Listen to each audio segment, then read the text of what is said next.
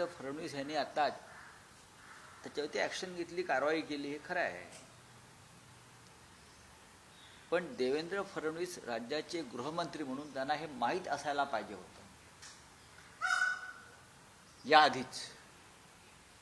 एखाद्या महिलेनं तक्रार करेपर्यंत वाट का पाहायची? तिथे काहीतरी विचित्र घटना घडत आहेत, तिथे काहीतरी समाजविघातक कृत्य घडत आहेत आणि त्या समाजविघातक अशा कृत्यामध्ये आपल्या मंत्रिमंडळातले सहकारी आमदार खासदार सहभागी आहेत. हे जर राज्याच्या मुख्यमंत्र्यांना त्याची कल्पना असेल तर ते त्याने थांबायला नको होतं आणि तात्काळ कारवाई करून त्याच वेळेला तिकडे धाडी घालून हे प्रकार थांबवले असते तर कदाचित अनेकांचं आयुष्य प्रतिष्ठा अब्रू वाचली असती. किंवा आता जे ते म्हणतायत मुख्यमंत्री की नळबळी गेली, कदाचित त्यांचे प्राण वाचले असते.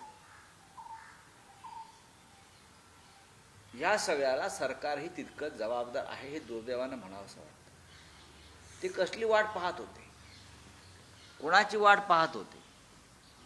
तुमचं जर इंटेलिजन्स विरोधकांवर पाळत ठेवण्याइतपत सक्षम आहे, मग ते अशा अघोरी बाबा बुवा वगैरे वगैरे वगैरे च्या जागेमध्ये अत्यंत घृणास्पद क्रूर कृत्य घडत असतील आणि तुमच्याकडे माहिती होती बऱ्याच दिवसापासून असं तुम्ही काल सांगताय विधानसभेत, मग तुम्ही हे थांबवलं का नाही? तुम्ही अनेक वर्ष मुख्यमंत्री आहात, त्याच्या आधीसुद्धा तुम्ही गृहमंत्री होता, डेप्युटी सीएम होता, त्याच्या आधी आपण मुख्यमंत्री होता, तरीही ही माहिती आपल्याकडे आलेली असताना आपण एका महिलेच्या तक्रारीची वाट पाहत बसला.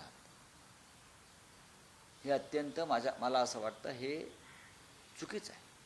नाशिकमध्ये एखाद्या व्यक्तीला पकडल्यानंतर पोलीस त्याला त्याच्या तोंडातून मधून घेतात की नाशिक जिल्हा कायद्याचा बालेकिल्ला, मात्र इथून मागचे सगळे तुम्ही तर तिकडे हे होतात, संपर्क प्रमुख राहिले, उद्योगक्ष पाहिजे, एवढे प्रकरण समोर येतात, पत्रकारांवरती हल्ले होतात लोकांचे. नाही, नाशिक सोडून द्या, ती नाशिकमधली एक फॅशन झाली आहे पोलिसांची. पण महाराष्ट्र कायद्याचा बालेकिल्ला आहे का? संपूर्ण महाराष्ट्र हा ज्या पद्धतीनं कायद्याचा बालेकिल्ला असायला पाहिजे, नाशिक जर खरोखर कायद्याचा बालेकिल्ला असता तर खराससारखी प्रकरणं निर्माणच झाली नसती. खराससारखी प्रकरणं निर्माण झालीच नसती जर हा नाशिक किंवा अन्य कोणताही जिल्हा बीड कोण आहे तिथे? ज्याने हे सगळं बीडमध्ये घडवलेलं आहे आणि जे चित्र आपण पाहत आहे हे सगळे भारतीय जनता पक्षाचे हस्तक आणि समर्थक आहेत. कॅप्टन खरात हा भारतीय जनता पक्षाचा प्रचारक होता. त्याचा निवडणुकांमध्ये त्याचा प्रचारासाठी वापर करून घेतला. आपण एक चित्र पाहिलं असेल की बच्चू कडू त्यांना भेटायला गेले आणि बच्चू कडूंना ते आशीर्वाद देतात, भारतीय जनता पक्षाच्या मंत्रिमंडळातले मंत्री बनून मला भेटायला या. ते असं नाही म्हणाले की काँग्रेस, राष्ट्रवादी, शिवसेना, भारतीय जनता पक्षाचे मंत्री बनवून पुन्हा इथे तुम्ही या.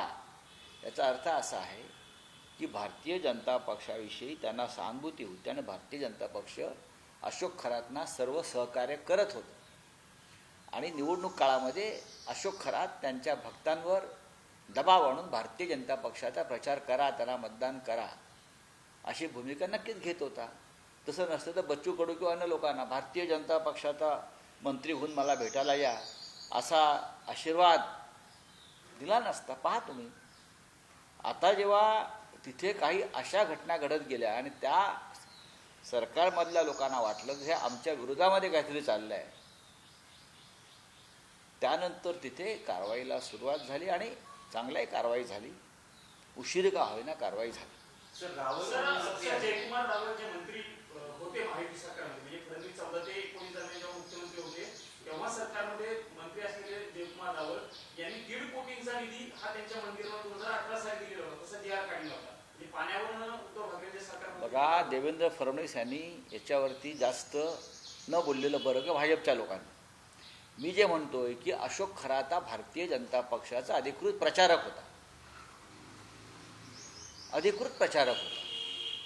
भारतीय जनता पक्षाची किंवा संघ परिवाराची जी नीती आहे की अशा प्रकारची बुवा बाबा महाराज यांची संघटना बांधायची आहे ना, त्यांची एक आध्यात्मिक संघटना का सेना आहेच त्यांची, आणि त्या माध्यमातून या सगळ्यांचा वापर करायचा. त्यांनी वारकरी संप्रदायाला सुद्धा राजकारणामध्ये ओढलेलं आहे. त्याच्यामुळे भारतीय जनता पक्षच या पापाचा सगळ्यात मोठा भागीदार आहे.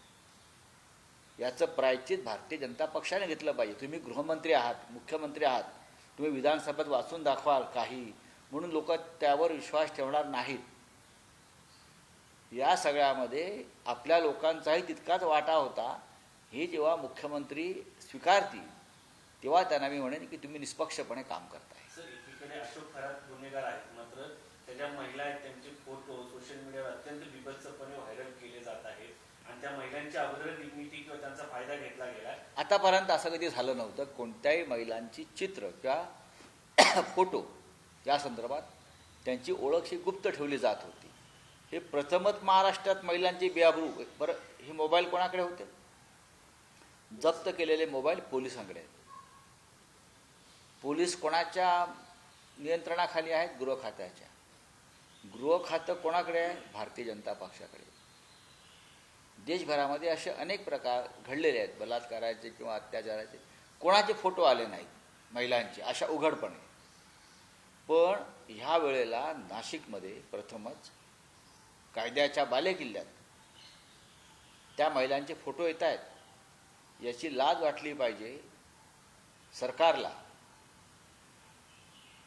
त्या संदर्भात ज्या मंत्री आहेत त्यांना, तेजस्विनी सातपुते की काय त्या ज्या प्रमुख आहेत त्या सगळ्या तपास यंत्रणेच्या, त्यांनी याची चौकशी केली पाहिजे की फोटो बाहेर कसे येतात महिलांचे.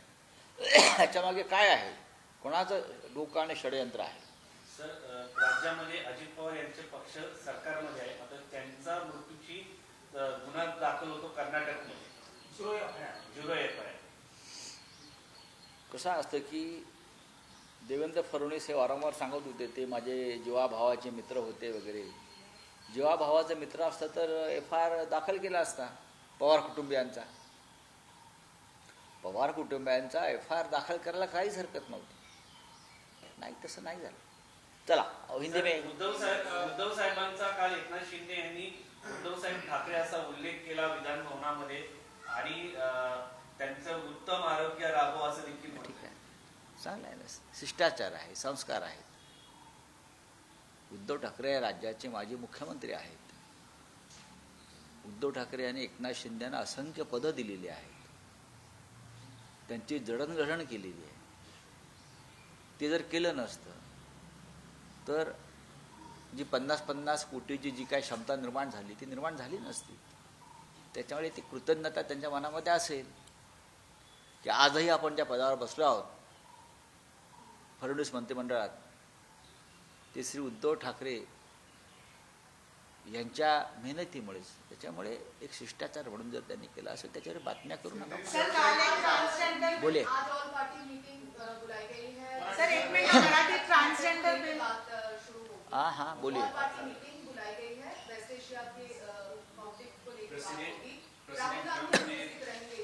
हम रहेंगे ना उपस्थित, क्यों नहीं रहेंगे?